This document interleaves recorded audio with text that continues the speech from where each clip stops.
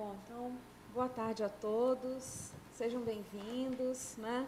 Conversando agora informalmente um pouquinho antes de a gente começar, eu só queria comentar que é um prazer para o IP receber, né, pessoas de fora para conversar com a gente sobre os assuntos do fórum, né? Então, a gente tem aqui pessoas da Anhanguera, da Uninove e da São Camilo. Então, para a gente é um prazer muito grande, né, poder, né, ter as pessoas para debaterem com a gente. Bom, então a gente vai dar início agora ao 5º Fórum de Ética em Pesquisa em Psicologia, dando continuidade a uma tradição que a gente começou a partir de um levantamento sobre quais seriam as questões, os dilemas da nossa comunidade de pesquisadores e estudantes a respeito das questões éticas envolvidas na pesquisa, não é? E é importante salientar que, como vem sendo, inclusive, tocado nos fóruns anteriores, em psicologia a gente trabalha com uma diversidade muito grande, não é? de questões de pesquisa, de objetos, de metodologia. Então, nós temos uma peculiaridade, né? Quer dizer, algumas peculiaridades no trabalho, né, da pesquisa em psicologia, né, bem como afinidades em relação a outras áreas, e essa diversidade toda, ela abre um leque muito extenso de questões que nos chamam a discutir, né? Hoje o nosso tema seria o termo de consentimento livre esclarecido. Esse é um dos assuntos que mais apareceu, né, foi um dos temas que mais foi salientado como um tema a ser debatido, que suscitou questões da nossa comunidade, né? Como a gente bem sabe, o termo ele é uma espécie de contrato, de acordo entre o pesquisador e o participante, né? A pessoa que vai colaborar, né, com a construção do conhecimento que a gente topou realizar, né, que topa participar da nossa empreitada na condição de participante da pesquisa. Para debater esse tema polêmico, né, que suscita muitas questões, nós convidamos duas pessoas que vão poder oferecer uma importantíssima contribuição para debater o tema, que é a professora Ana Maria Barros Aguirre, que é professora doutora do Instituto de Psicologia da USP, do Departamento de Psicologia Clínica. Bom, deixa eu pegar aqui a minha cola. Ela tem experiência especialmente na área de psicologia clínica, com ênfase em processos psicodiagnósticos e intervenção terapêutica, atuando principalmente nos seguintes temas: formação clínica do psicólogo, intervenção preventiva e terapêutica, trabalho corporal em psicologia clínica, ciclo grávido puerperal, gravidez na adolescência, trabalho do psicólogo em instituições de saúde. A professora Ana Aguirre, ela é autora de um capítulo do livro Ética nas Pesquisas em Ciências Humanas e Sociais e na Saúde, intitulado O Termo de Consentimento Livre Esclarecido, Desafios e Dificuldades em Sua Elaboração. Além disso, a professora Ana Aguirre, ela foi coordenadora do nosso comitê de ética, né, numa outra ocasião, e também vem debatendo ao longo dos anos, tem toda uma experiência acumulada a respeito da ética em pesquisa, da ética do psicólogo, inclusive como docente da disciplina para a graduação Ética Profissional em Psicologia. No levantamento que a gente fez junto à comunidade, quando os pesquisadores foram perguntados a respeito de onde onde na formação foi tocado, foi comentado, debatido o tema da ética em pesquisa, né? E uma das ocasiões mais referidas foi justamente a disciplina da professora Ana Aguirre, né, e do professor Gustavo Massola. Então, a gente tem a honra, né, e eu agradeço em nome do IPUSP, do público aqui presente, do comitê, né, o aceite da professora Ana Aguirre para estar aqui hoje expondo um pouquinho e discutindo com a gente, enriquecendo o nosso debate sobre esse assunto. Então, eu convido a professora Ana Aguirre para compor aqui a mesa. Bom, a professora Ana Aguirre, ela vai falar para a gente de um ponto de vista mais geral, não é? Mas ela ocupa especialmente o lugar do pesquisador, não é? Mas o termo, como eu havia falado, ele envolve pelo menos dois lados, né? Dois atores, né? No processo de acordo, né? De consentimento, de participação numa pesquisa, né? E, além do pesquisador, a gente tem necessariamente o participante ou o responsável legal, o responsável, né? Pelo participante, no caso de ser um menor ou, né, uma pessoa tutelada, enfim. Então, para falar um pouco para a gente desse lugar e falar da sua experiência a respeito desse tema e debater com a gente, né, a gente tem aqui a honra de contar com a senhora Cássia Schiffer Rogero, que é psicóloga clínica, especialista em psico-oncologia, além de membro atual do nosso Comitê de Ética em Pesquisa com Seres Humanos, como representante dos usuários dos serviços de psicologia, né? E a senhora Cássia, ela é presidente da FEBER, Associação Brasileira de Enfermidades Raras, também membro da FOPESP, Fórum dos Portadores de Patologias do Estado de São Paulo, delegada nacional da saúde, membro também de outros comitês, e uma pessoa super atuante no nosso comitê pelo seu envolvimento com essa questão, né? Ela nos alimenta, né, com informações sobre uma série de eventos, os debates que são feitos nesse campo, em outras instâncias, que não só a nossa aqui, né? Então, para a gente é uma honra enorme contar com a Cássia como membro do nosso comitê, né? E eu agradeço também enormemente o prazer de poder contar com ela hoje na nossa mesa para discutir sobre o termo de consentimento livre e esclarecido, né? Salientando especialmente esse lado, que é o lado dos usuários, né? Bom, então, a gente combinou que a gente vai trabalhar da seguinte maneira. Primeiro, a professora Ana Aguirre vai fazer uma breve exposição, em seguida, a senhora Cássia, e, por último, a gente abre para debate, para uma conversa, né? É justamente um fórum, porque se espera que seja um fórum de debate, de conversa, de questões, de comentários. Certo? Então...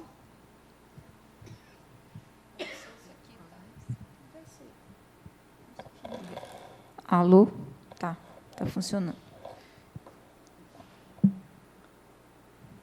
Quero agradecer o convite da Fraulein. Sempre é interessante a gente poder compartilhar com outras pessoas algumas coisas que a gente esteve estudando e aprendendo durante alguns anos. Eu preparei uma apresentação aqui com o Data Show. A intenção, na verdade, é um estímulo para que vocês também possam participar, porque eu acho que quem veio ao fórum é porque tem algum interesse nesse assunto que, como disse a Fraulein, é muito espinhoso, é um dos mais polêmicos dentro da ética em pesquisa. Quanto tempo eu tenho, Fraulein? Só para me organizar. Ok. Então, esse é o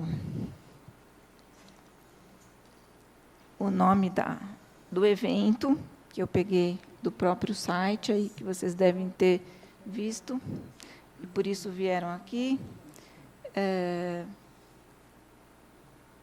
Eu vou supor que alguma experiência vocês tenham para se interessar por esse tema. Já se defrontaram alguma vez com a questão do termo de consentimento. Mas eu vou fazer uma breve introduçãozinha para começar. Será que é melhor apagar? Aqui. Consigo enxergar.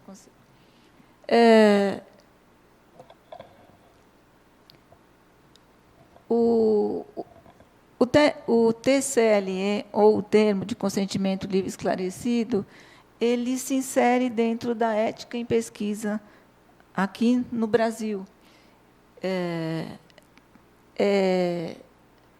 A ética em pesquisa aqui no Brasil está ligada ao Conselho Nacional de Saúde, que é o CNS aqui, que é uma das comissões do Ministério da Saúde. E essa resolução, que está mais fraquinha a letra, é a 196/96, que foi a resolução orientadora da ética em pesquisa até 2012, quando entrou em substituição a ela a reformulação da 196, que é a 466. Essa resolução que guia o sistema que foi criado, CEP-CONEP. CONEP, Comissão Nacional de Ética em Pesquisa, que é uma comissão do Conselho Nacional de Saúde, e os CEPs funcionam em diferentes locais, respondendo à CONEP, que está hierarquicamente acima. A Fraulein esteve dando uma palestra na disciplina que eu ministro junto com o professor Gustavo Massola, faz 2 semanas. Aproveitei uma falinha dela que eu acho interessante destacar, que são as atribuições do comitê. Deliberativo, né, avalia os projetos, acompanha. O consultivo, ou seja, quem tenha dúvidas, antes de elaborar um projeto, pode consultar o CEP. E eu coloquei numa letra um pouco mais destacada o educativo, que é o que nós estamos fazendo aqui hoje, a parte de promover debates, eventos, para que se possa tomar contato com o assunto de uma forma mais direta, com a presença de interessados e dos que, suponho, né, podemos contribuir com alguma coisa.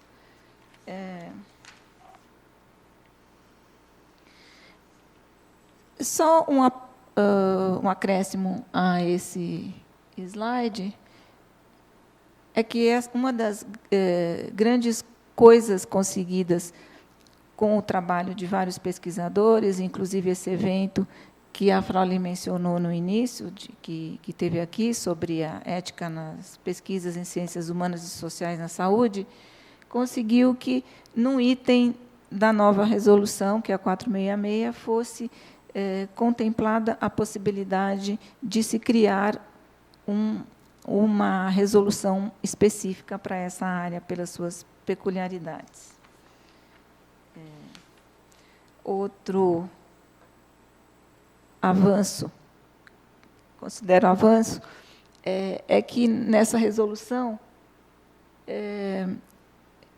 se deu destaque não só ao termo de consentimento, que é o documento, né, assinado pelo pesquisador e pelo voluntário, se deu mais ênfase ao processo, porque, nesses 16 anos, o que foi se percebendo é que as dificuldades de usar esse tipo de instrumento na ética em pesquisa.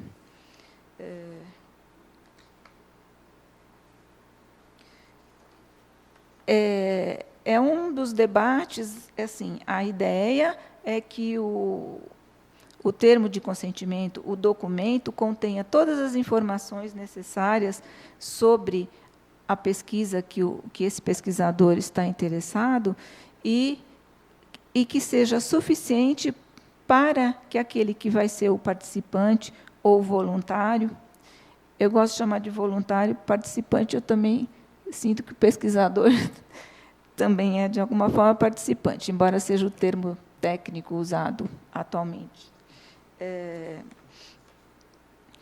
Ele, tendo todas as informações, ele pode optar se ele quer ou não fazer parte da pesquisa.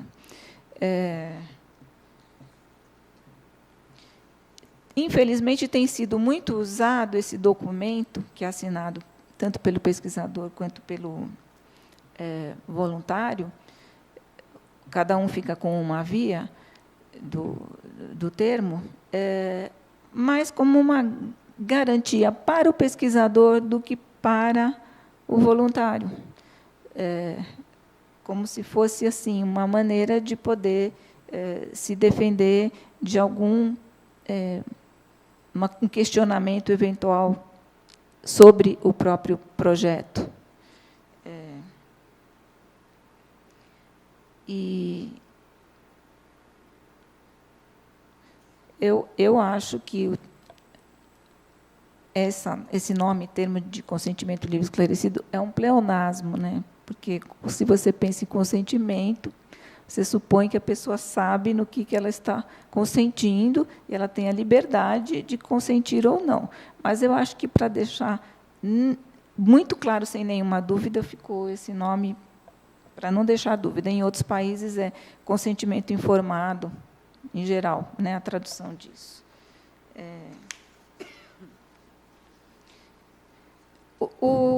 Nesse tempo, em 96, ainda não tinham muitos comitês de ética e pesquisa, eles foram se formando, até o Comitê de Ética em Pesquisa, o primeiro que teve aqui no Instituto, foi em 2003, e a professora Fraulein foi uma das participantes, como aluna da pós-graduação. Então, é um histórico. Né? Agora, como coordenadora do CEP, tem um percurso grande nessa área. Conviveu com as primeiras pessoas que compuseram o comitê, embora fossem muito poucos ainda os projetos que eram submetidos, mas os debates, assim contam, eram muito interessantes entre os membros do comitê.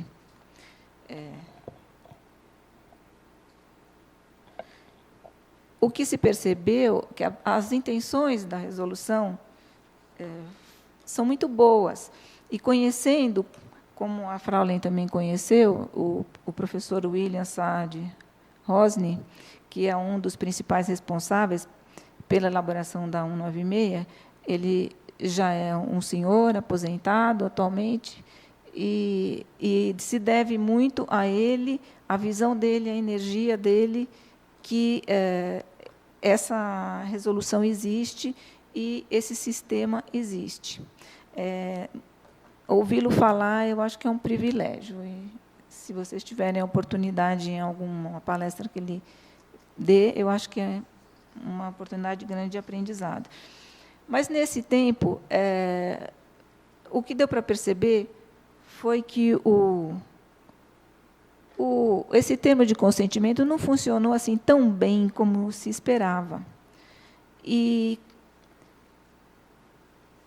eu vou mostrar algumas maneiras de encarar esse termo que eu tenho sentido ao longo desse tempo pelos pesquisadores. Acho que o campeão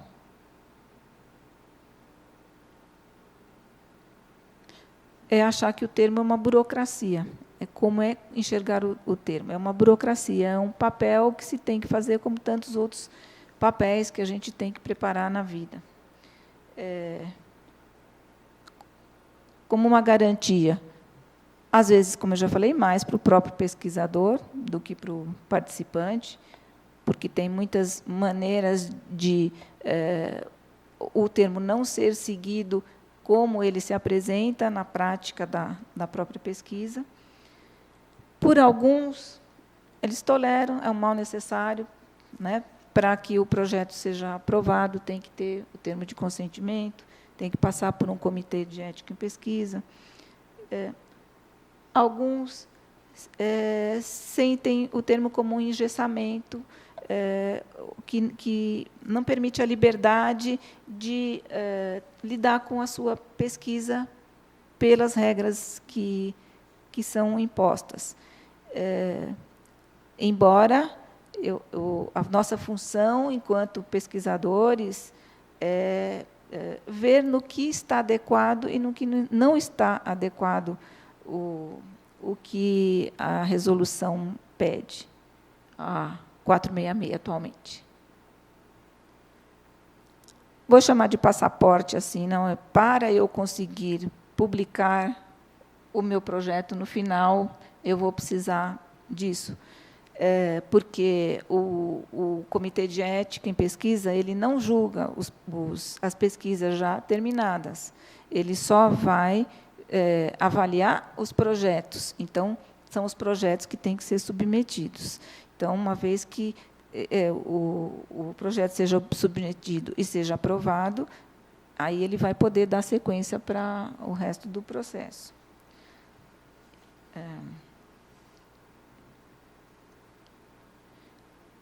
Como membro do CEP, alguma coisa que, infelizmente, deu para notar, quando eu tinha contato com os projetos que chegavam, é que as observações que o CEP fazia, nos pareceres, para um determinado pesquisador, no projeto seguinte, voltavam as mesmas questões que já tinham sido observadas. Então, aí é uma das coisas que a gente pensa, né?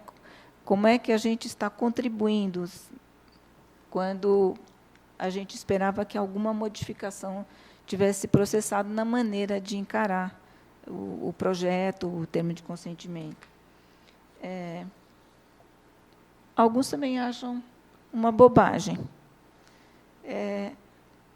Outros acham um bicho de 7 cabeças, muito difícil de conciliar com tudo o que é pedido. E, finalmente, um instrumento que eu acho que é a categoria que ele é. É um instrumento que a gente pode usar de várias maneiras. Para isso, a gente tem que saber... Estou voltando para trás. O que é esse termo? Para que ele serve? Para quem ele é feito? Como elaborar, o que exatamente deve ser informado. Existem na internet uma infinidade de modelos. Alguns são formulários que você só preenche com os dados específicos do seu projeto, da sua pesquisa. E isso a gente pode ver que um termo de consentimento não é o que serviria para toda e qualquer pesquisa. Então, só preencher um formulário não é o caminho que eu entendo mais adequado dentro de ética em pesquisa. Mas, até em algumas instituições, ele é obrigatório. O pesquisador não pode fazer uso de outro modelo, ou criar um modelo diferente. Não pode usar muito a sua criatividade. Em geral, para a própria instituição também se proteger e proteger seus pesquisadores. A gente fala termo de consentimento, o termo já é o papel, né? Mas e ele não precisa ser redigido, no meu entender, nem utilizado da mesma maneira. Ele pode ser informado num grupo, tipo uma palestra ou uma reunião. Ele pode ser lido em conjunto com o voluntário, o participante, que muitos pesquisadores fazem isso. A linguagem é um pouco difícil para alguns voluntários que não têm o mesmo nível cultural, a mesma visão de um profissional. Então, é uma das possibilidades. Quem usa mais a criatividade pode usar desenhos para explicar qual é o projeto, para que ele serve, até histórias em quadrinhos. Há pesquisadores que usaram audiovisual também como um informativo. O consentimento pode ser informado, né? Quer dizer, a informação pode ser dada em etapas e o termo ser também assinado em etapas, depois de uma primeira etapa da pesquisa, outra etapa, porque, às vezes, você não pode informar tudo de cara, porque, senão, até a própria pesquisa pode ficar viesada. E também, se você... o voluntário consentiu, um dos direitos dele é ele sair da pesquisa em qualquer momento, desistir de participar ou, de cara, não querer participar. Mas a gente sabe que é mais difícil a gente retirar um consentimento do que não dá-lo, né? Então, se a gente faz em etapas, depois que o voluntário participou de uma etapa, ele sabe melhor se ele quer continuar. Então, é uma possibilidade. Num evento que a professora Vera Paiva fez aqui, sobre ética em pesquisa também, ela deu um depoimento sobre um projeto de pesquisa que ela ou coordenou ou participou como pesquisadora, não tenho certeza, mas que, quando uma das voluntárias teve acesso ao que ia ser publicado, que ia conter falas de um grupo que se reuniu para discutir algum assunto, e ela tinha falas literais. Essa voluntária estava acostumada com gráficos, tabelas, que você não identifica, não aparece uma manifestação mais individual da pessoa. E, então, ela, quando o livro, a publicação já estava para se transformar em livro, ela pediu que retirasse uma determinada parte. Aí teve todo um processo para poder refazer uma parte, para que o livro saísse sem a parte que ela não concordava que fosse divulgada.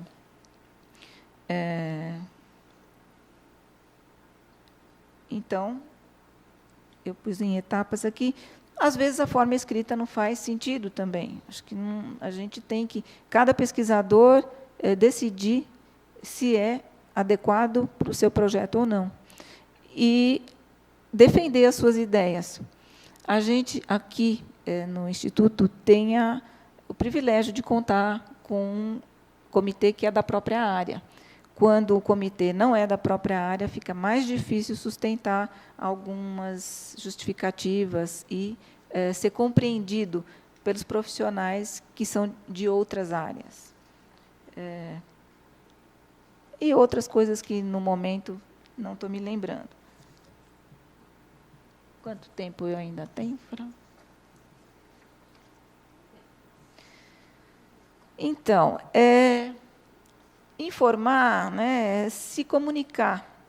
E eu não acho que a comunicação é uma coisa simples. Já deve ter acontecido com alguém de vocês que você achou que entendeu alguma coisa que alguém quis te dizer e não era aquilo que você foi descobrir depois. A mesma coisa, às vezes a gente tem certeza de que a gente foi compreendido e não foi. E isso acontece até com pessoas que a gente conhece muito bem, tipo o marido, o filho, o colega com quem trabalha. Então, eu queria contar, para marcar e ficar um exemplo do que pode acontecer. Eu não posso fazer muito uso dos protocolos que realmente existiram. Então, estou recorrendo a situações que, às vezes, não são nem da própria área da ética em pesquisa. Mas é uma situação assim, que contaram faz pouco tempo para mim, numa cidade pequena, que não é em São Paulo, que tinha uma pessoa que estava com problemas e se achou que ela estava possuída por algum espírito, que ela precisava ser ajudada. Então, ela foi levada para uma igreja e não sei se o nome era esse, o pastor, foi fazer a cerimônia com ela, um ritual, e aí, então, ele impunha as mãos, o ritual dele, e falava assim: desaloja, né? O espírito mau sair.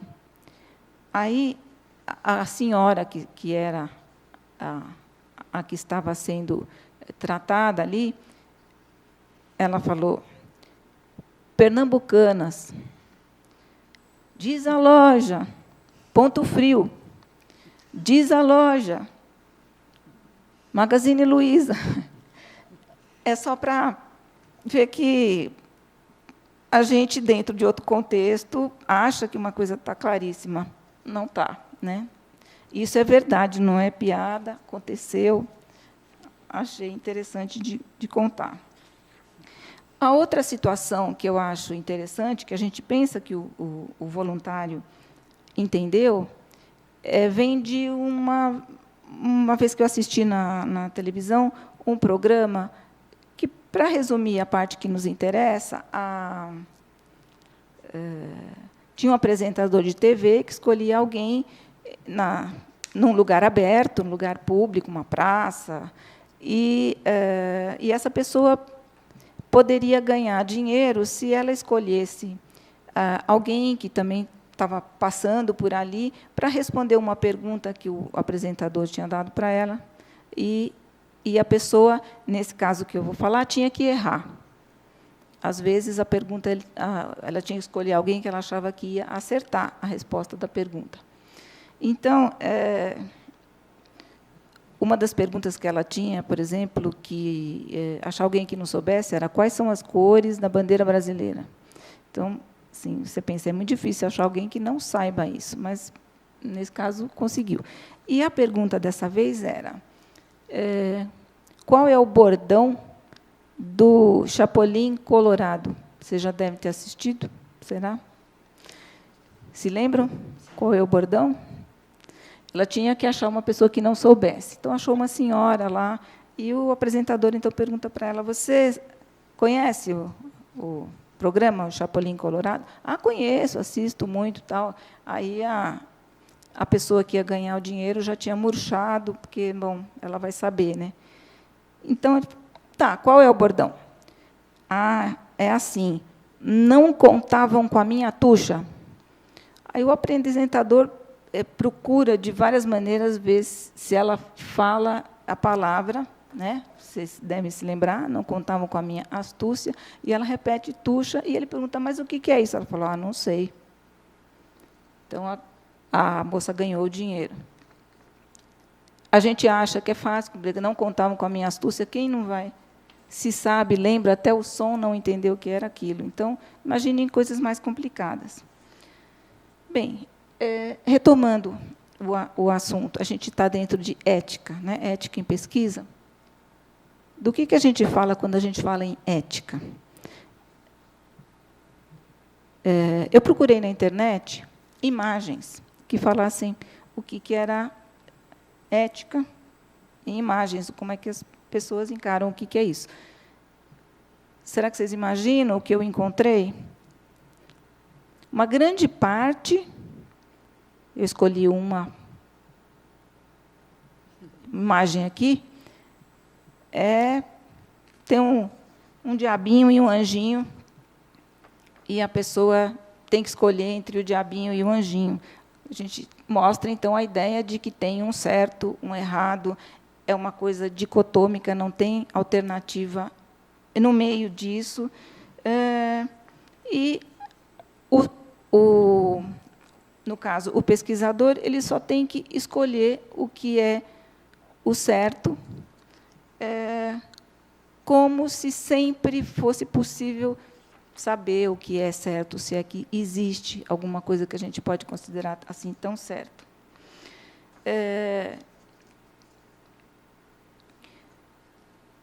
Aí, quando é ética? Quando é quando contém uma reflexão, quando a gente faz uma escolha, que não é só entre duas opções, em geral, porque faz algum sentido, e o sentido que não seja uma preocupação com a recompensa que virá dessa escolha ou com a punição que virá se você fizer outra escolha.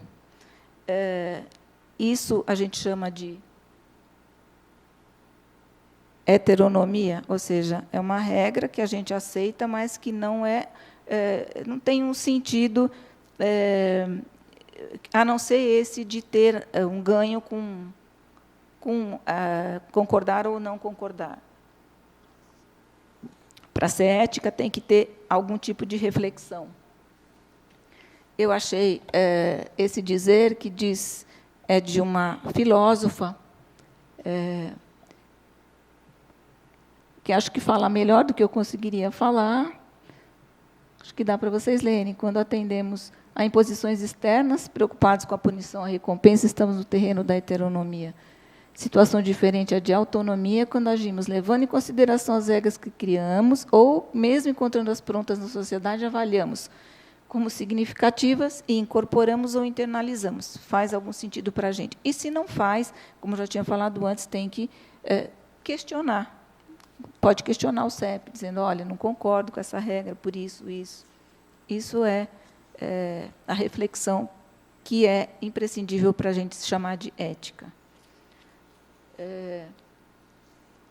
É uma atitude crítica, um esforço de reflexão, tem valores envolvidos, e, para contrastar, a moral é a norma, a regra, que pode ser obedecida sem uma reflexão ou com esse objetivo, né, já dito, de que tem um resultado que ou é a recompensa ou é a punição.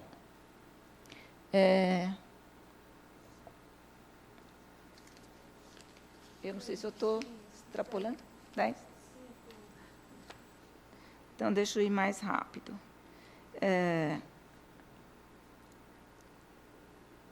A gente sempre acha que as nossas escolhas são as melhores. No nosso caso, aqui em psicologia, a nossa teoria, a nossa abordagem, o nosso método. Precisa um pouco de humildade para a gente reconhecer os limites do que tem qualquer teoria, qualquer abordagem, qualquer método.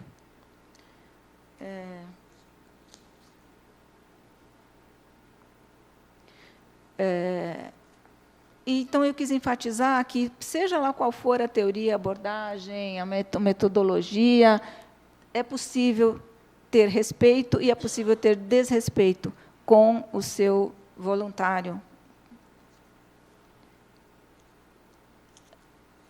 Quando a gente deve começar a pensar no termo de consentimento? Em geral, é quando você já acabou o projeto e aí vai submeter para o CEP. Eu acho que é desde o próprio começar a planejar em que assunto vai pesquisar e quem vai ser o seu voluntário. Quem é esse voluntário? Quais são as suas características, sua cultura, seus valores, suas necessidades? Se é um grupo vulnerável, se vai trabalhar com pessoas com uma doença grave, com crianças abrigadas, com adolescentes que têm problemas com a lei, é importante a gente ter um preparo. Não é tão simples.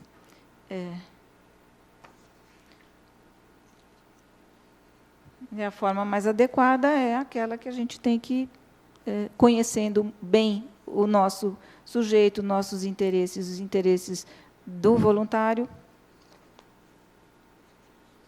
a gente vai encontrar a forma mais adequada. Para mim, uma área cheia de desafios ainda, de muitas questões, é a área da pesquisa em clínica, na nossa área, né, principalmente na hora da publicação. Vou dar uns exemplos. Isso aqui é uma tabuleta ou um aviso encontrado na entrada de um quilombo no Vale do Ribeira, que a comunidade teve experiências que foram desagradáveis com pesquisadores na área das ciências sociais, e que a queixa era principalmente que não davam retorno, então, não aceita mais que façam pesquisas nessa área. A gente aprende, no termo de consentimento, que a gente tem que manter o sigilo. Vou dar um exemplo de colegas que também trabalharam com uma pesquisa no Quilombo. A hora que foram redigir o artigo para publicar, ficaram na dúvida se eles punham o nome do Quilombo ou não punham o nome do Quilombo, se identificavam ou não identificavam. E aí, uma das pessoas do grupo foi lá conversar no Quilombo, e eles queriam que o nome deles estivesse constando da publicação, que era uma maneira de mostrar a luta deles pela terra. Então, a regra aqui é uma exceção, né? Eles não queriam o anonimato. Um outro exemplo interessante de contar é de uma pesquisadora que fez um instrumento que era para, numa escola, alguns adolescentes dizerem uma coisa muito boa que tinha acontecido na vida deles e uma muito ruim. Apareceu uma adolescente, antes disso, que perguntou: mas vocês vão contar isso para os pais? Não, é sigiloso, tá, porque os adolescentes, então, aí podem ter tranquilidade para se expor. E foi isso que apareceu na resposta dessa adolescente. Se a gente for entender que ela estava querendo garantir que não ia ser falado para os pais, a gente teria deixado de ajudá-la. A pesquisadora teve a sensibilidade de perceber que, na verdade, isso era um pedido de ajuda, e ela queria uma ajuda para que pudesse conversar sobre isso com os pais. E teve uma sequência aí em que isso foi possível. Num asilo, um outro pesquisador contou que viu uma forma de tratarem os idosos que não era adequada, era até muito ruim. E ficaram naquele conflito. Também é prometido sigilo para a instituição, mas aí o que fazemos? Denunciamos, conversamos.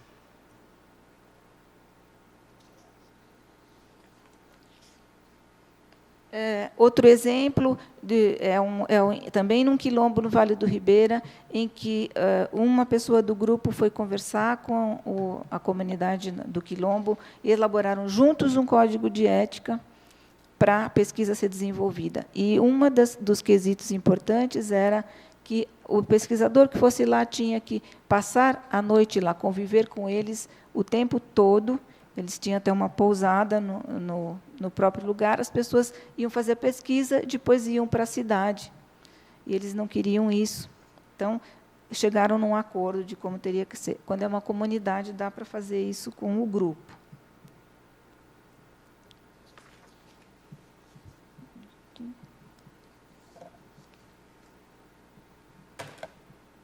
Código de ética deles.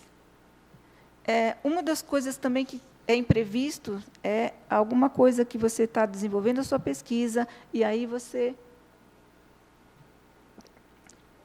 Aconteceu com uma colega que estava entrevistando gestantes. As gestantes que ela entrevistava eram que tivessem a primeira gravidez e que fosse dentro de uma união estável, de um casamento, enfim. E aconteceu que eram entrevistas clínicas com alguns instrumentos, e depois de uma ou duas entrevistas, essa gestante revela que o filho não era do marido. Ou seja, ela não poderia mais ser usada nessa amostra, porque estava fora dos critérios. Mas o trabalho foi continuado com ela, não foi interrompido. O trabalho clínico. O próximo é só para a gente ver o motivo principal, né, de submeter projetos. Eu vou pular esse. Aqui são avaliações, são feitas de várias formas. Uma delas é o CEP. As outras a gente já está acostumado. O CEP ainda tem uma resistência muito grande por parte de pesquisadores, às vezes com razão, dependendo do CEP. Mas o motivo principal são as publicações. E aí eu trago também uma coisa tragicômica, que é o caminho para chegar lá na publicação. Aqui está representado lá no fundo paper accepted, o que tem para chegar lá tem que apanhar muito, né? Voltei para trás.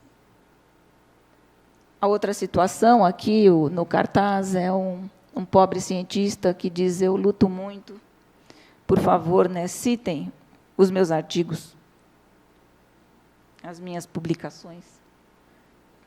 Aqui está de onde eu tirei na internet.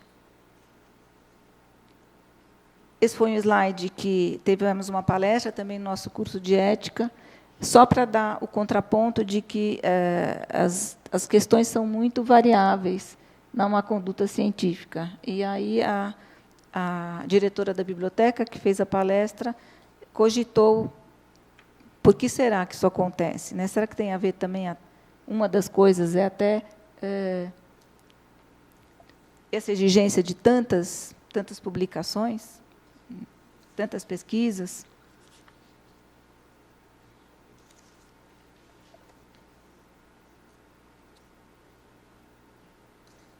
Seria mais fácil se eu tivesse com o computador na minha frente, é isso que eu estava esperando.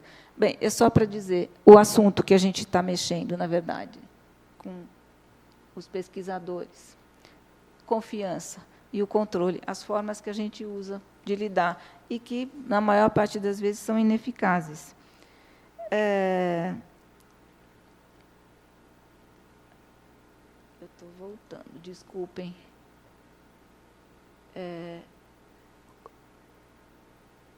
A gente tem que considerar os limites do nosso sistema, CEP-CONEP. Então, tanto para pesquisadores, quanto para revistas, quanto para agências de fomento, quanto para a ética em si, no uso do termo de consentimento. Eu vou chamar isso de efeito carimbo. É o que as pessoas, na verdade, a maioria espera que o CEP carimbe aprovado, e aí ele possa dar sequência na sua pesquisa. Acaba acontecendo o efeito contrário do que a gente gostaria, que é de promover a reflexão. Assim, se eu tenho já aprovação, eu não preciso mais pensar. Isso vale para pesquisador, vale para revista, vale... Eu não preciso mais me preocupar. Como se também o único aspecto ético a se preocupar fosse o termo de consentimento. Onde é que a gente aprende?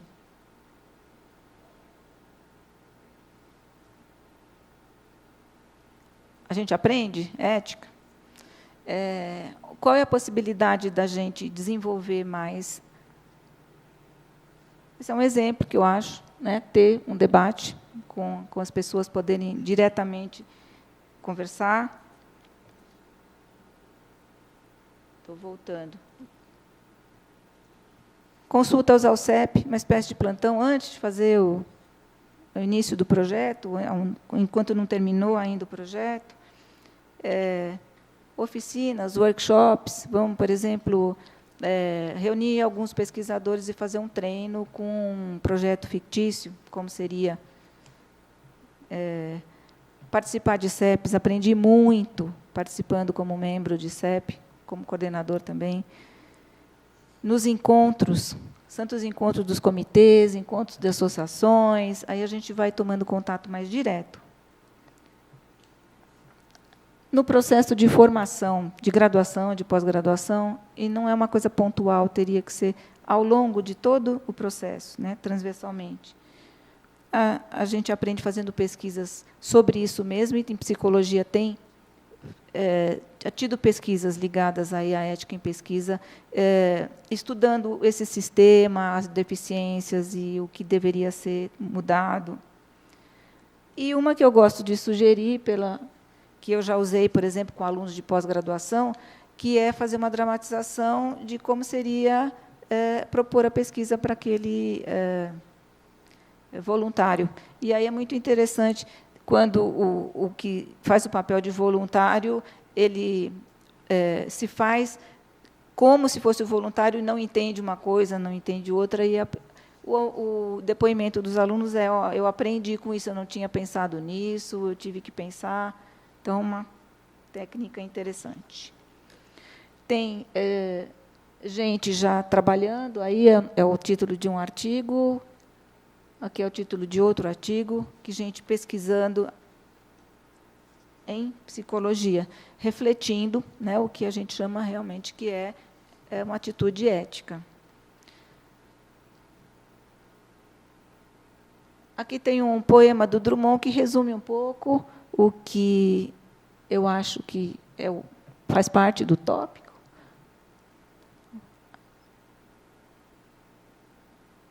Dá para ler aí?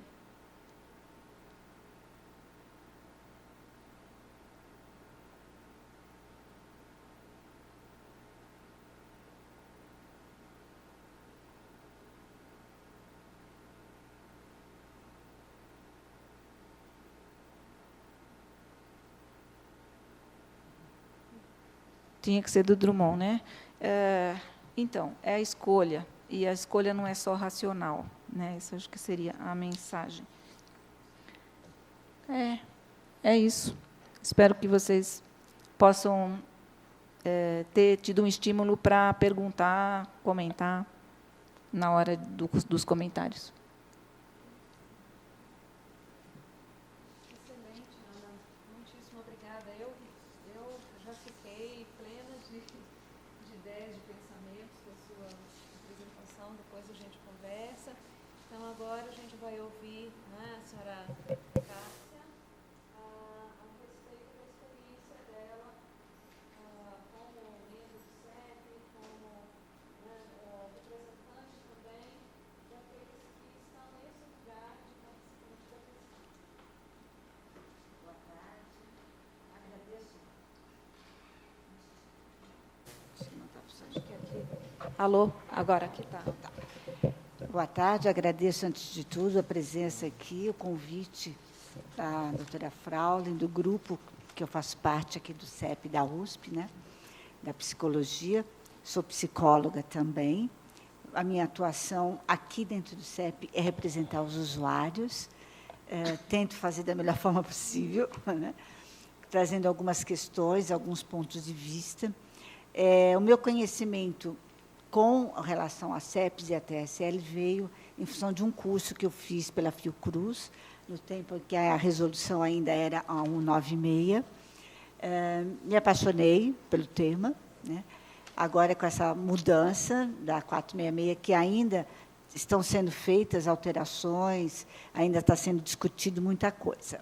Mas vamos lá que a gente chega lá, né? Então, é o seguinte, como representante de usuário nos projetos que passam por mim, e conversando também com outros colegas, que eu tanto estou aqui como em outros CEP também, né? E a visão, bem que nem a professora falou, aqui da psicologia é uma coisa assim, mais restrita, a gente se entende, o grupo é mais homogêneo, né? No outro CEP que eu faço parte, realmente é um grupo bem heterogêneo. Às vezes, algumas pareceres que a gente quer colocar com a visão da psicologia não é aceito, né? Eles não concordam muito, em função justamente de ser bem eclético esse grupo, né? Então, assim, o que nós vemos, o que eu vejo com relação a essa participação, é que, quando aparece o TSL, o que vocês, no caso, pesquisadores, precisariam colocar, realmente em forma de um convite, para que quem está do outro lado, está lendo esse papel, venha entender. Tem que ser uma linguagem, eu vejo como tem que ser uma linguagem assim, simples, clara, né? Não precisa ser uma linguagem, vocês não precisam transcrever o projeto para o TSL, como muitas vezes isso já passou, eu já vi. Então, tem o TSL ali, você está lendo o projeto. Sabe? Poxa, a pessoa que vai participar da pesquisa primeiro, ela não sabe, muitas vezes, o que é a pesquisa, né? Ela está lendo um projeto ali, ela desanima. Muitas vezes até eu comento, gente, eu já desanimei na primeira frase, eu já nem assinava mais. Sabe? Então, tem que ser realmente uma linguagem simples, dependendo do público que você vai pesquisar, qual é o seu público. Tem que ser uma linguagem muito clara, não precisa entrar assim, em tantos detalhes. Se ele quiser detalhes, ele vai te perguntar. Tá? A forma com que você vai abordar, eu acho que uma coisa muito importante é que, dependendo do tema que você vai fazer da sua pesquisa e que o público que você vai procurar para essa pesquisa, você tem que ver o que você vai atingir. De repente, você está tratando de um assunto que vai mexer com a parte psicológica dessa pessoa.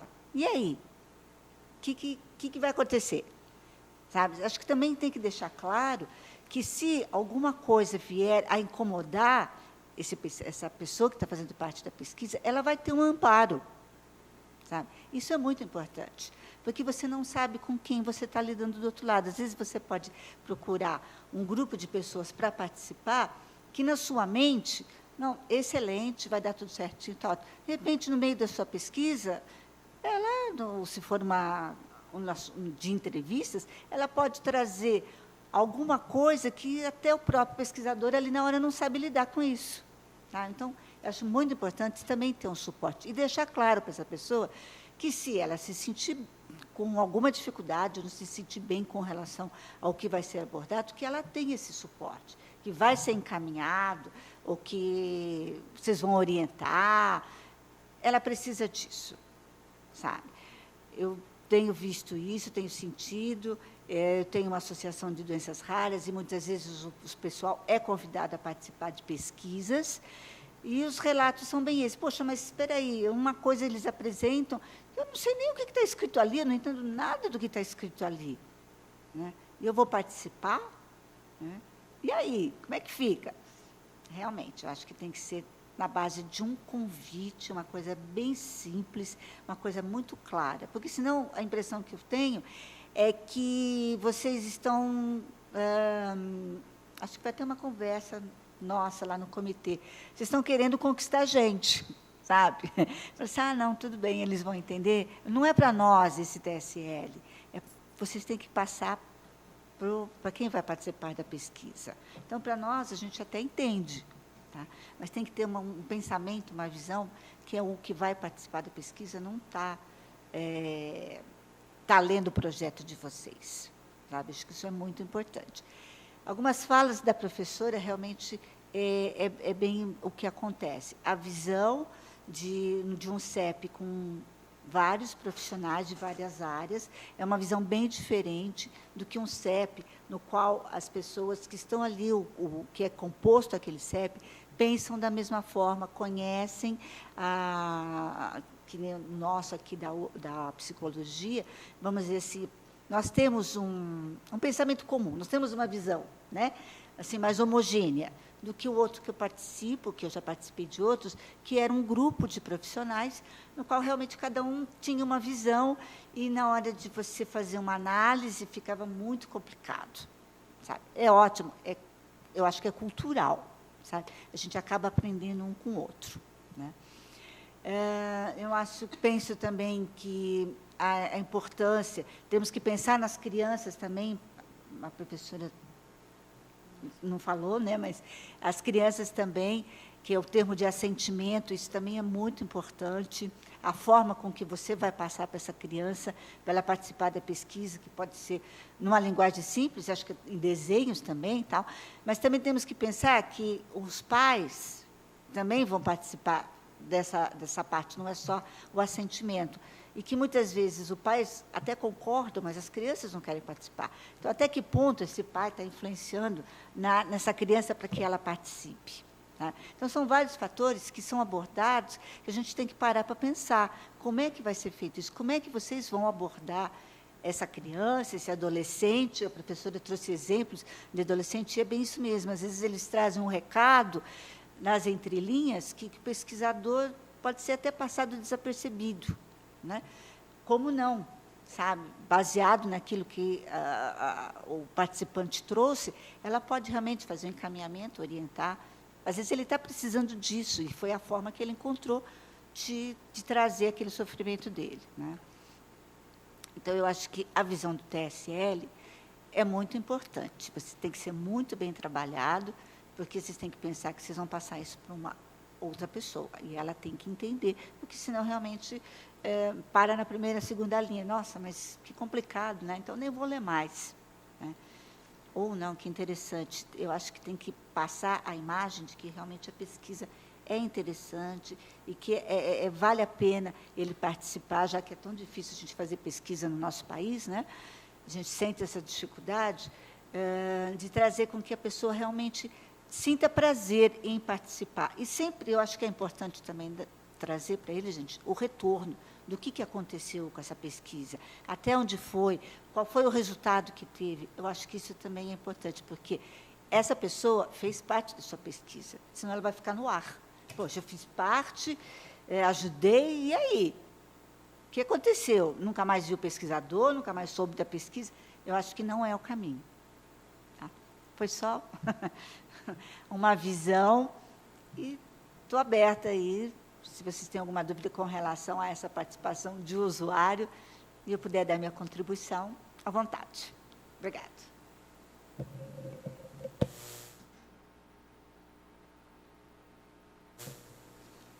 Bom, eu que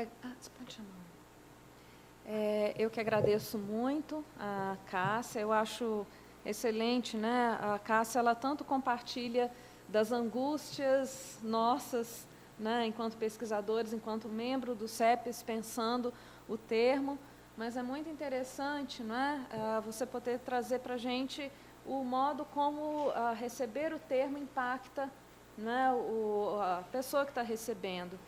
E um comentário que eu acho que vale a pena fazer, né, é que a Cássia, ela muito frequentemente assume esse lugar realmente nas reuniões do colegiado, e às vezes para a gente está tudo ok, está tudo tranquilo, e ela fala, mas se eu fosse mãe dessa criança, eu não assinava. Nossa, está muito rebuscado, mas imagina falar desse jeito, né? Então, eu acho que é um aspecto que tanto a professora Ana quanto a Cássia salientaram, né, que é importantíssimo, se a gente quer se comunicar, né, é importante a gente se colocar no lugar desse outro para quem a gente está fazendo um convite, né, para uma empreitada que a princípio é nossa, né, e que a gente deseja que ele compartilhe. Bom, então eu agradeço muitíssimo as duas, né, eu acho que a gente teve aí uma série de pontos importantíssimos para a gente levar em conta e para a gente debater. E agora eu vou abrir para questões, para comentários que vocês queiram fazer. Vamos fazer assim, como a gente está gravando, se vocês permitirem, eu vou pedir para vocês, se tiverem perguntas, comentários, vir aqui, se apresentar e fazer o comentário. Fiquem à vontade. É uma conversa, gente. Eu acho que, como a Ana salientou, né, um dos papéis do fórum é justamente a gente poder, de um jeito mais informal, né, conversando, poder tocar nesses assuntos que não estão, de repente, totalmente estabelecidos, consolidados a respeito do modo como lidar com eles, né? O que a gente perguntar, o que a gente conversar, pode se tornar uma referência, né, para quem vier se encontrar com essas questões de novo. Bom, por favor.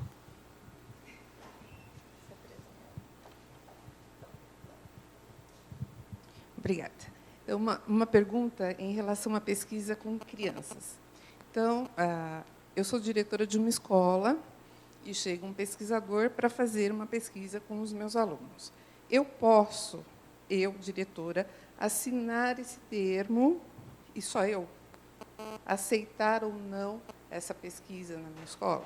Então, como diretora, eu sei que a atividade que será feita é possível dentro da escola, é uma coisa bem pedagógica, alguma coisa que cabe para as crianças. Eu fiz essa análise.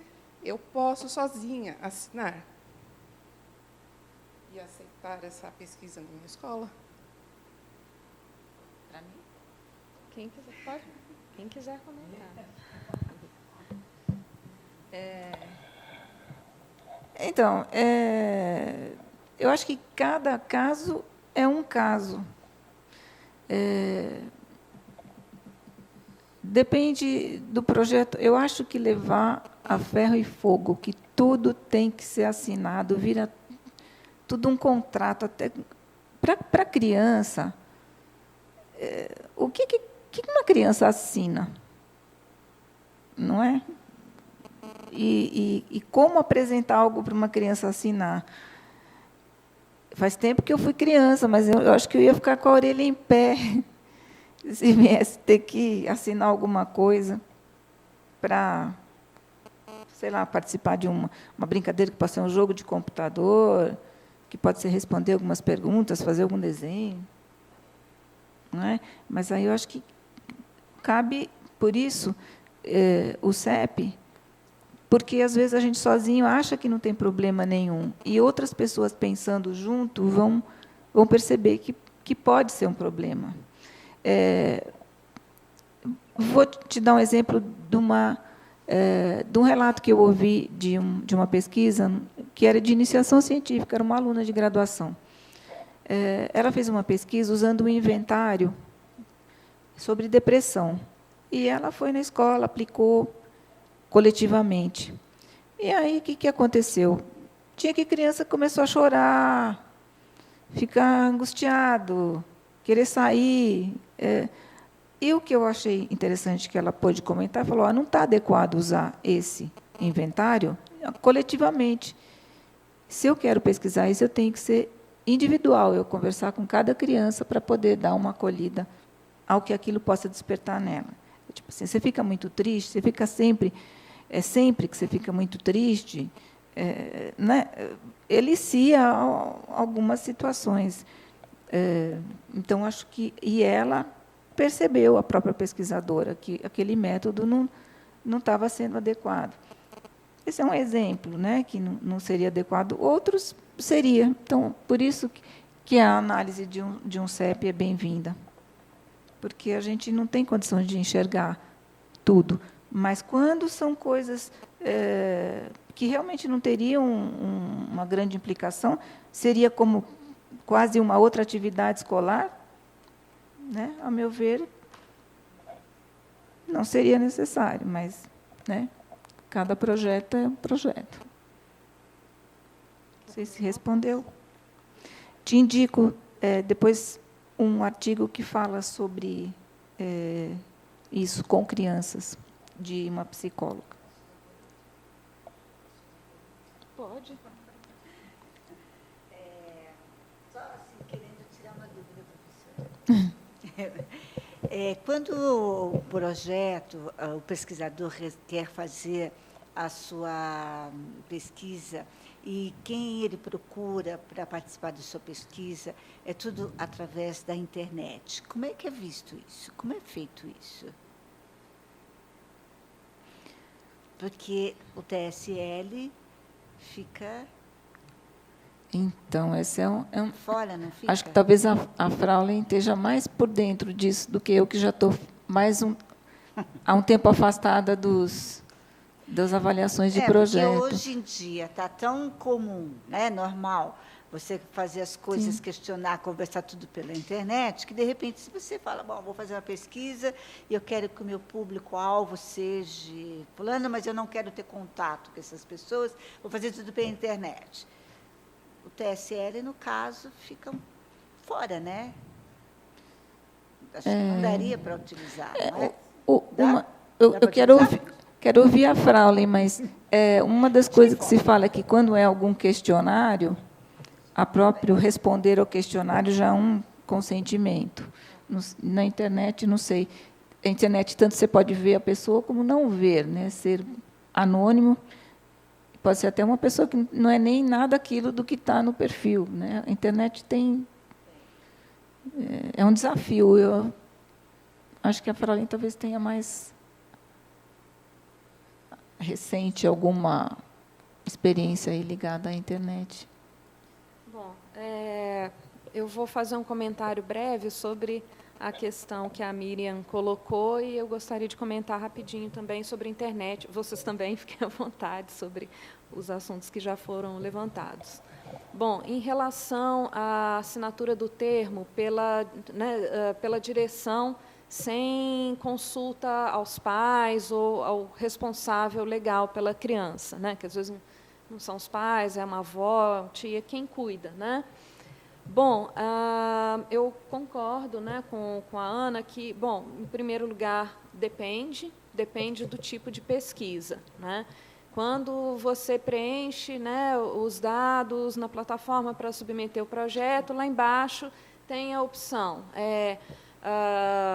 propõe a dispensa do termo de consentimento ou não. Então, o termo ele não é uma obrigatoriedade, não é uma imposição, né, necessária, né? Você tem sempre que avaliar no contexto da sua pesquisa. De repente, não é o caso de se usar mesmo, né? Ou, às vezes, né, se não for, é importante você pensar, né, no caso de usar ou não, né, por que o termo ou por que não o termo, né? Nas escolas, normalmente, quando você entra numa escola ou numa outra instituição qualquer em que ela é meio para você ter acesso aos participantes da pesquisa, né, normalmente você faz uma apresentação para essa instituição, né, e você solicita que ela, de repente, assine, né, concordando com a participação. Mas, quando a pesquisa é realizada na escola, né, a experiência que a gente tem tido no CEP com uma variedade grande de projetos é que, às vezes, cabe, sim, dependendo do assunto, né, por exemplo, se é depressão, se é em relação, não sei,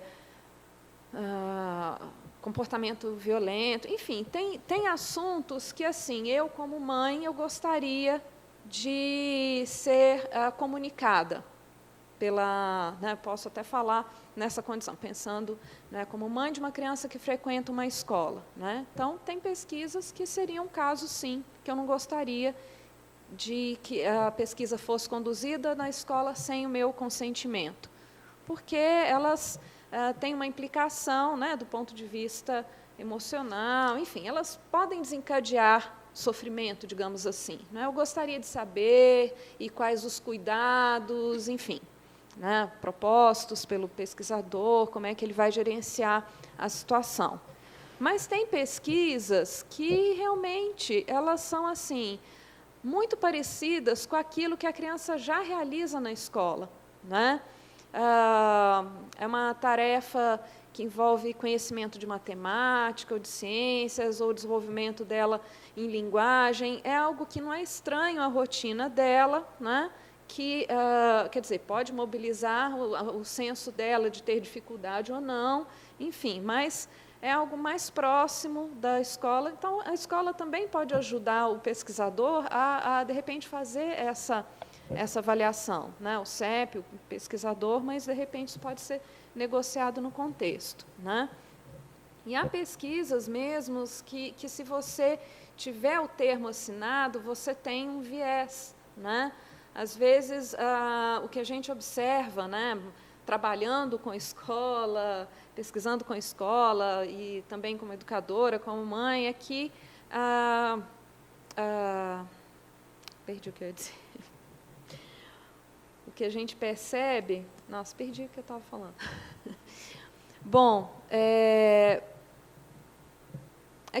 enfim, tem riscos diferentes, né? Então, você tem que... lembrei. Né? Às vezes, você ter o consentimento dos pais te dá uma amostra para a tua pesquisa, que, de repente, não é exatamente a que você precisa, é uma parte dela, né? Então, por exemplo, estudos para normatização de instrumentos de pesquisa, testes, nessas ocasiões, dependendo do teste, você pode, né, liberar, né, às vezes não, porque você vai ter já uma amostra que já responde de uma determinada maneira, né?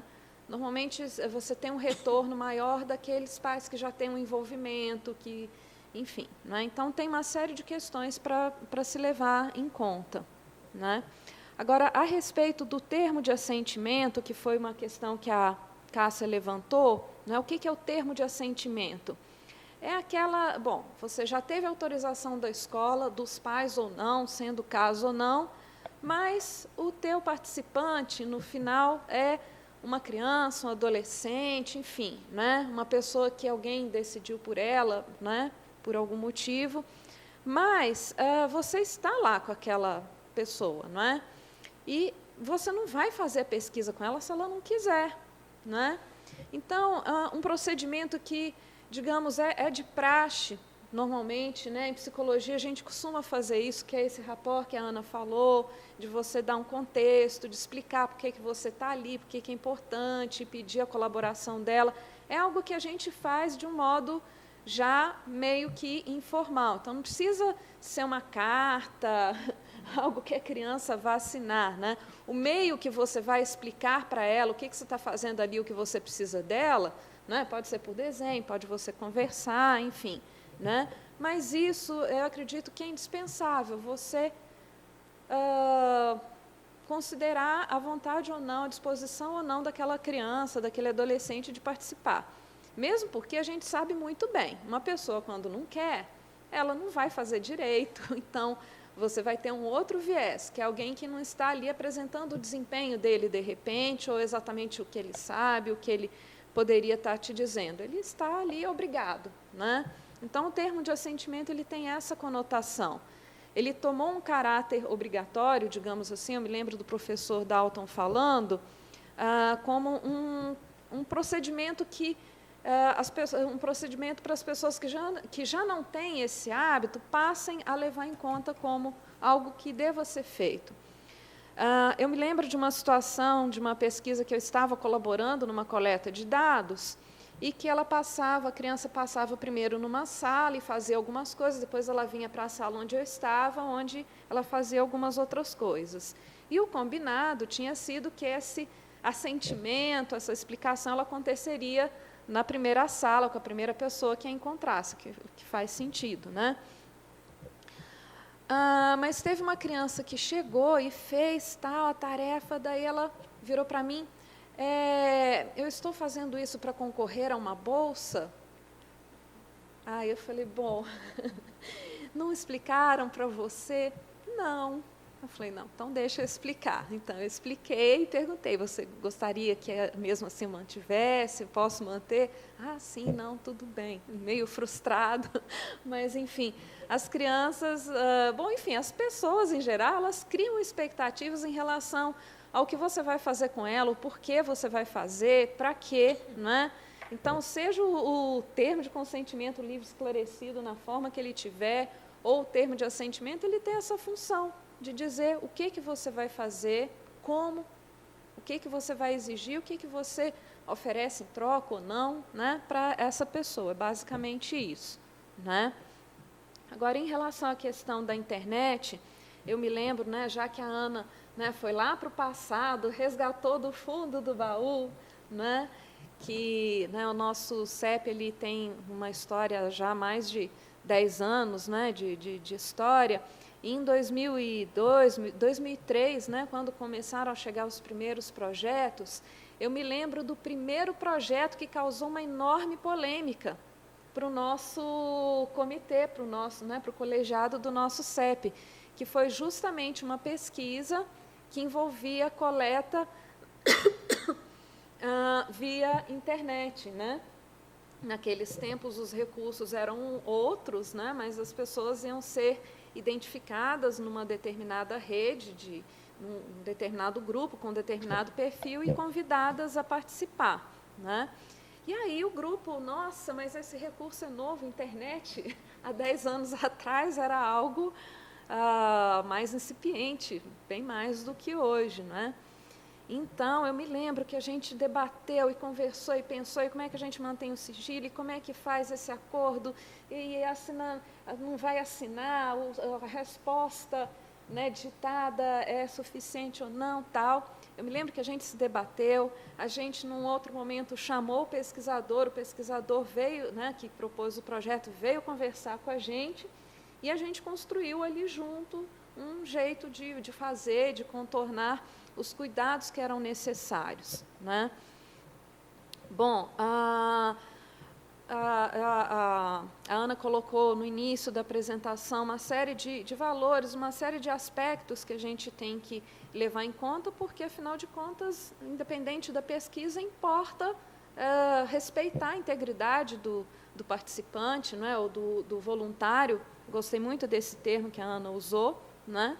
Então, se o meio de contato e de pesquisa é a internet, você tem que pensar como eu vou manter, né, o respeito à integridade desse sujeito, a autonomia, a liberdade, o sigilo e etc. e tal, nesse contexto, né?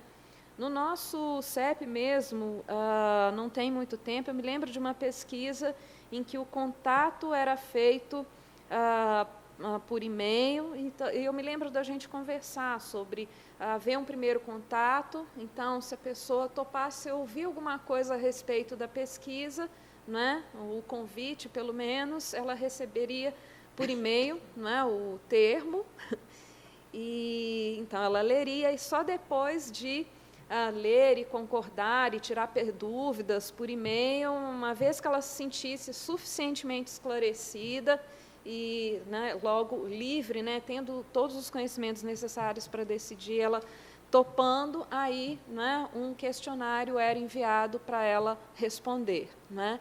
Em outros tempos, quando não havia ainda essa sistemática do CEP, do termo, né, já era um protocolo em pesquisas, em geral, fossem presenciais ou, né, por um meio virtual, né, você, antes de apresentar, por exemplo, um questionário, né, alguma coisa para a pessoa fazer, né, ter uma apresentação, né, não tinha esse nome, era né, uma espécie de termo de consentimento em que você esclarecia e pedia, né?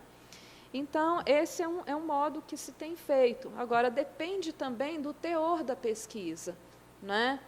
Às vezes, dependendo do teor da pesquisa, um e-mail, ok, já basta.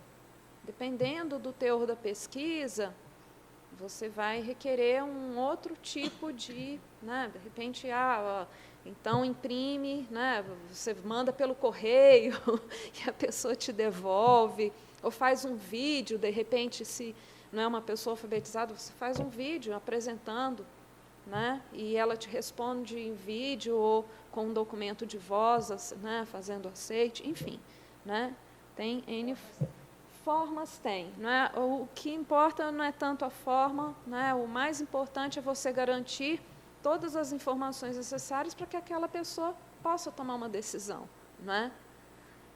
Eu achei fantástico, né, a Ana colocando as situações em que às vezes você acha que você está dizendo algo, né, a pessoa está compreendendo outra coisa, né? Isso que esses são os aspectos relevantes. Bom, a gente tem, na verdade, a gente já está bem em cima da hora, mas eu acho que vale a pena a gente ficar mais um tempinho, para ouvir um pouco vocês, comentários, questões. Teria mais alguma? Se sentiram? Por favor.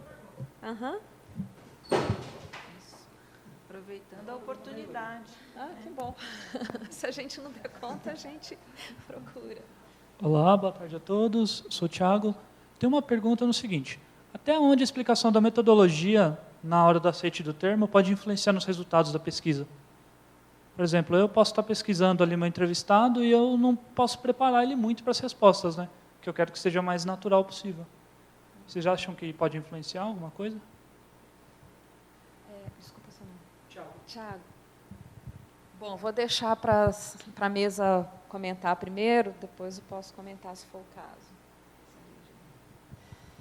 Tiago, assim, partindo como uma usuária, eu acho que é o que eu havia comentado. A parte que você vai me trazer para que eu entenda sobre a sua pesquisa, o convite que você vai me trazer, eu acho que não precisa ser assim tão detalhado, claro. Senão, realmente, a sua pesquisa vai por água abaixo, né? Mas de uma forma com que eu entenda, tá? E que eu falo, não, legal, vou participar, é interessante.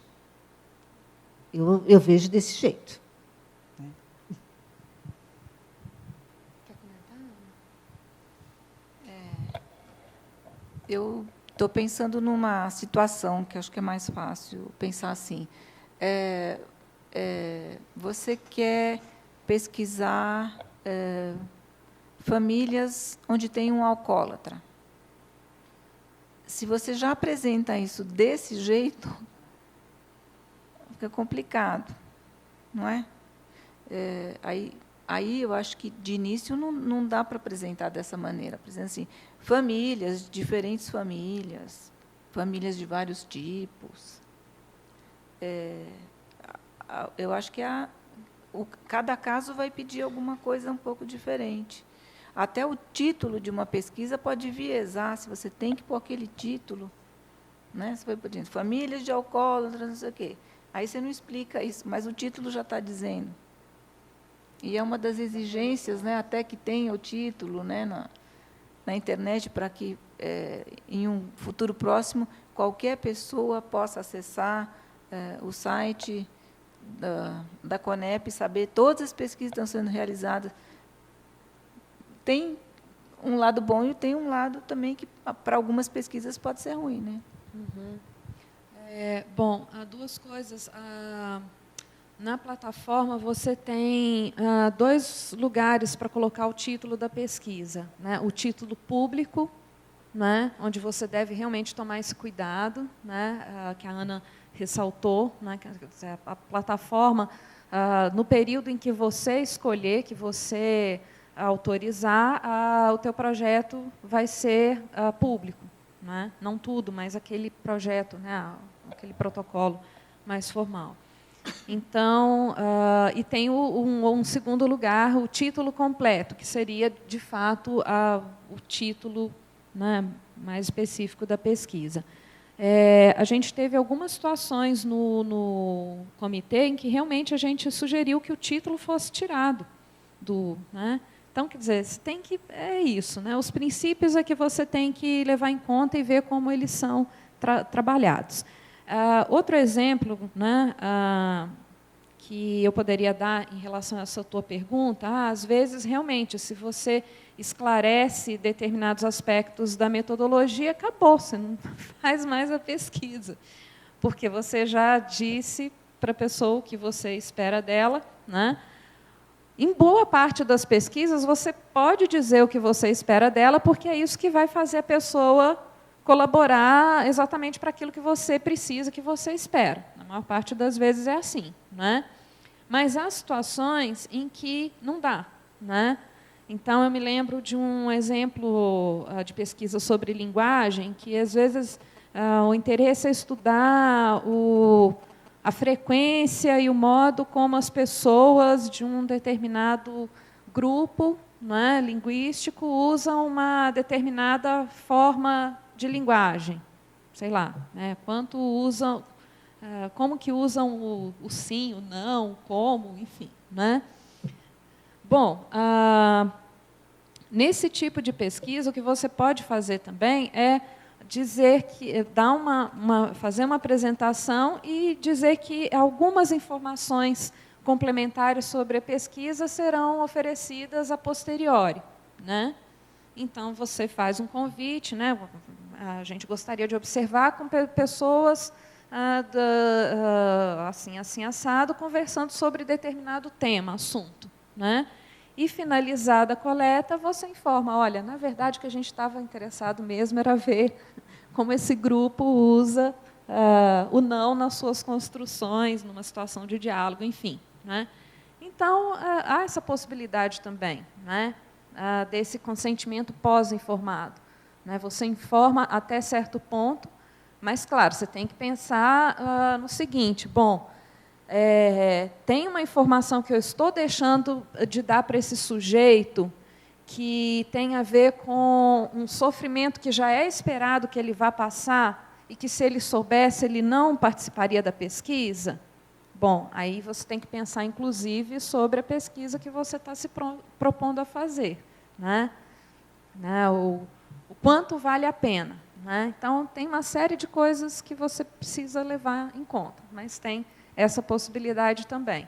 Então, se é algo que não vai, quer dizer, né, é inócuo, digamos assim, você dizer depois para a pessoa que, na verdade, você queria ver como ela usava uma estrutura. Ok. Mas se é um outro tipo de... Enfim, né, há de se avaliar, né? Isso me lembrou uma pesquisa que quase sempre todo mundo se lembra, né, que é o tipo de pesquisa que hoje em dia seria mais difícil de ser realizada, que foram os experimentos do Milgram sobre obediência, né? Em que se pedia para as pessoas, elas estavam numa situação e havia uma plataforma e elas, era uma situação de ensino-aprendizagem, né? Tinha alguém do lado de dentro da cabine e ela iria apertar botões, né? E administrar choques, né, de diferentes intensidades conforme ela respondesse positivamente ou não às instruções, enfim, né? Era uma situação em que, na verdade, era um teatro, né? Não era um aprendiz de fato, mas essa informação não foi dada, né, a princípio, né? E ela teve consequências, enfim. Enfim, eu acho que você tem que pensar no contexto, né? Então, há essa possibilidade também, né, levando esses aspectos em conta.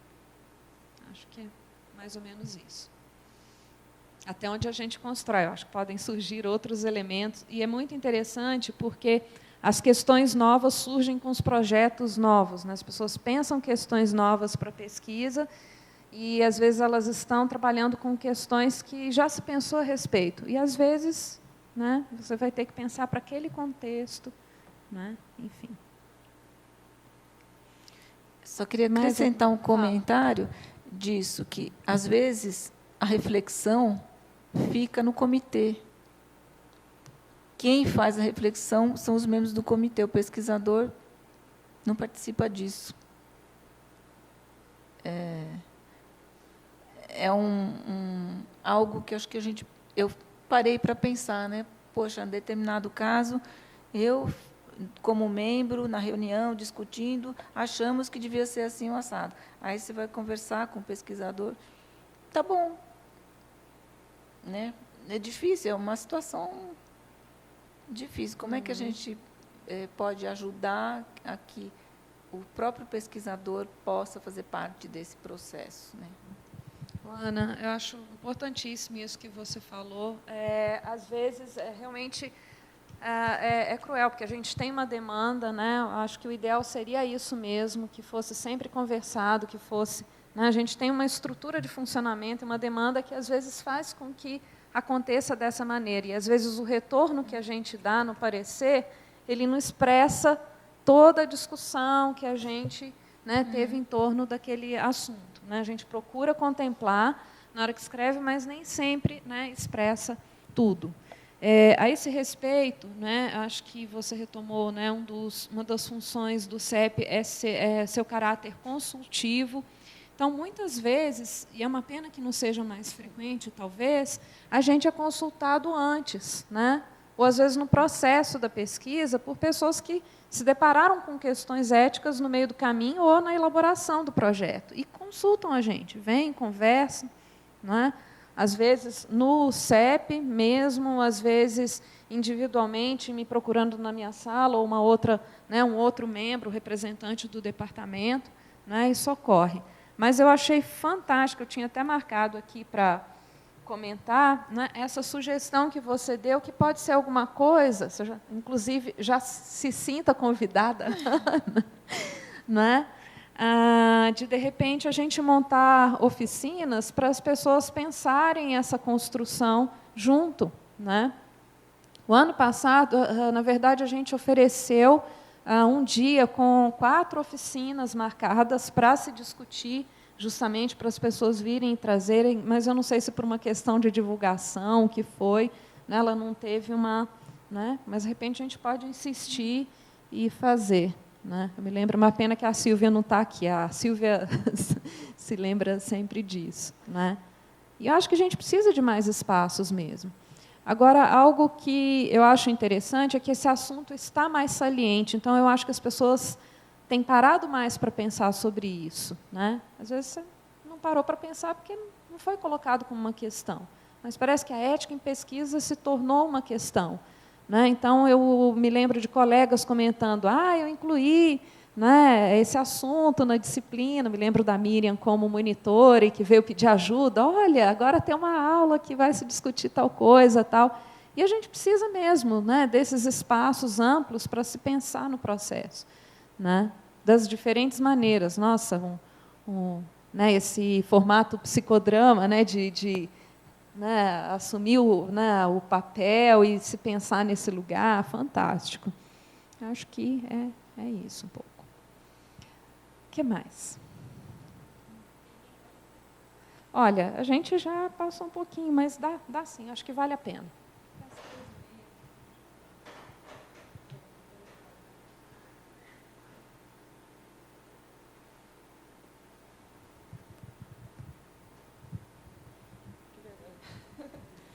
Bom, boa tarde a todos. Meu nome é Kathleen.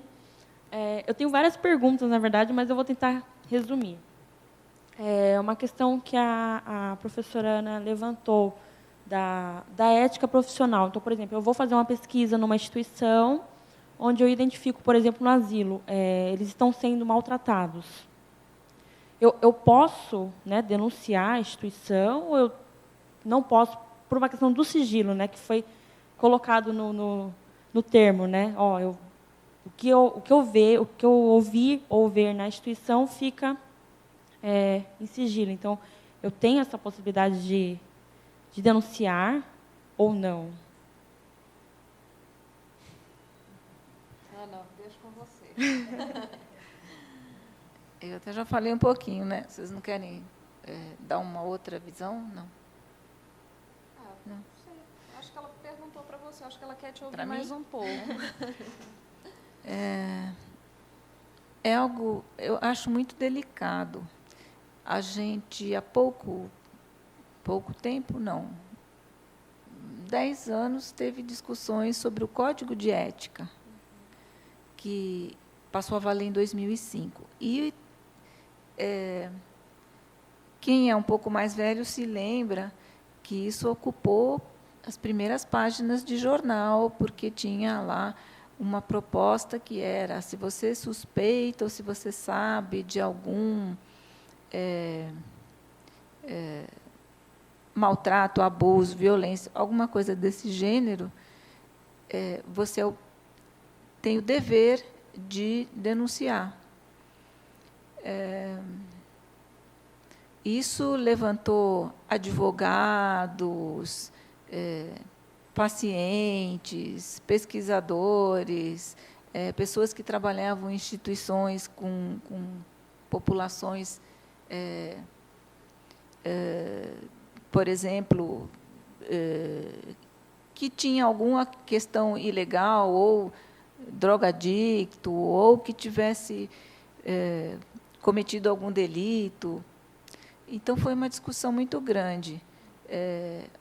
Também acho que não tem uma resposta que serve para tudo, mas a gente tem que pensar, denunciar vai servir para quê? Para quem?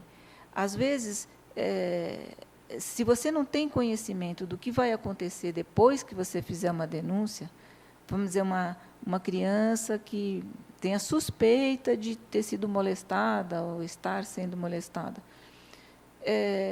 as pessoas não têm ideia do que essa criança vai ter que passar, quantas vezes ela vai ter que falar desse assunto, em situações, pode ser muito constrangedoras. Então, qual vai ser o benefício maior? Né? Eu acho que aí a ética é refletir, né? O que será que acontece se a gente coloca uma norma que vale para tudo, a gente não pensa. Pode ser confortável em certas horas, mas aí a gente não tem que pensar. E a outra coisa assim, às vezes você pode enxergar alguma coisa que não está legal. Será que a primeira coisa em que se pensa é uma denúncia? Para quem? Não é? Será que a primeira coisa não é conversar com a instituição envolvida? Ou alguma coisa assim?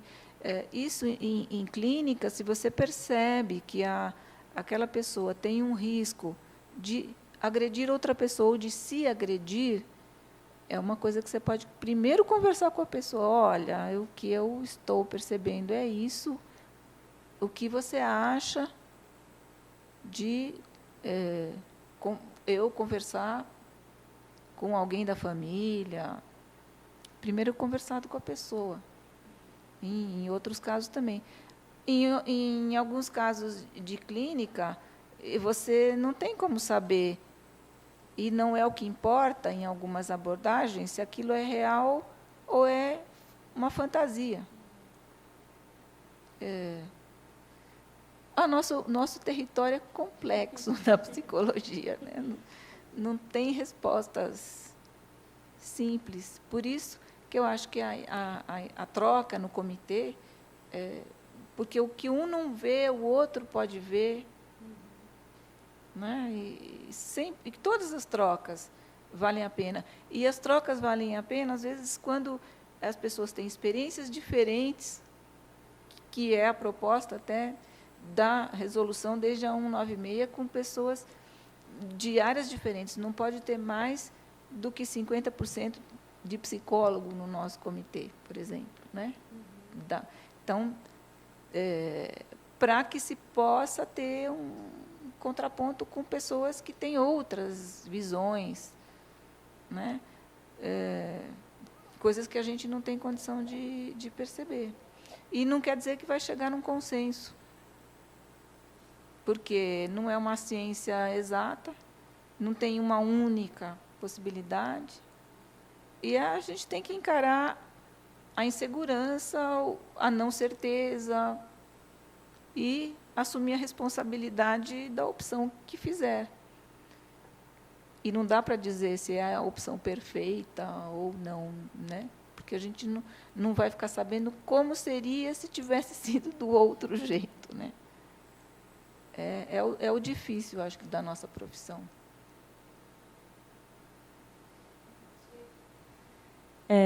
Posso fazer uma outra pergunta? Rapidinho, porque agora, daqui a pouco vai começar outra. Tá, então, digamos que eu consegui publicar essa pesquisa, ela foi autorizada, não sei qual que é o procedimento para fazer a pesquisa, mas digamos que foi autorizada e foi publicada. Vamos dizer que eu tenho identificado, por exemplo, essa questão que eu falei, dos maltratos da instituição, e, de alguma maneira, ficou... Não sei nem que palavra usar, mas vamos dizer que uma outra pessoa lê a minha publicação e identifique também. Corre o risco da minha publicação ela ser cancelada? Entenderam? Está lá, de alguma forma, não ficou tão explícito, mas todo mundo que lê consegue também perceber, identificar a mesma coisa que eu identifiquei. Corre esse risco de ser cancelada? Acredito que se for, né, quer dizer, se um sujeito for identificado, né, quer dizer, às vezes é o caso de você retirar, de repente refazer, não é?